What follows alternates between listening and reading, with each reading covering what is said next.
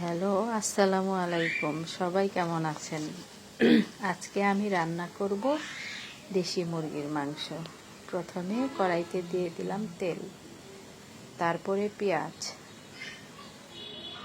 এগুলো একটু হালকা ভেজে নেব।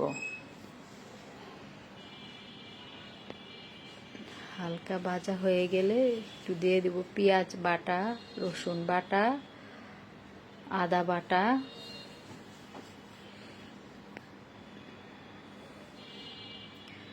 জিরা বাটা। একটু পানি দিয়ে ভালো করে কষিয়ে নেব। এবার দিয়ে দিব মরিচের গুঁড়া, ধনিয়া গুঁড়া, হলুদ গুঁড়া, স্বাদ মতো লবণ।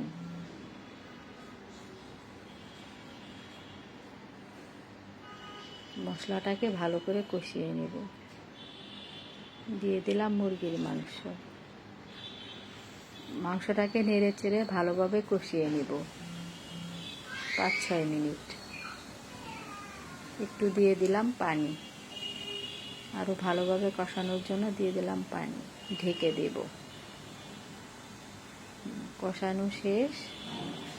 এখন আমি ঝোলটা দিয়ে দিব।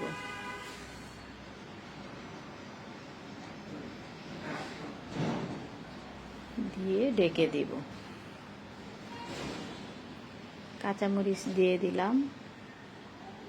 মাংসটা প্রায় হয়ে এসেছে। কিছুক্ষণের মধ্যে নামিয়ে নেব।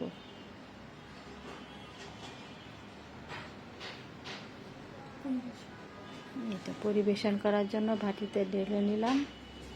আজকে আমি রান্না করেছিলাম পেঁপে ভাজি, মুরগির মাংস, ডাল ছিল।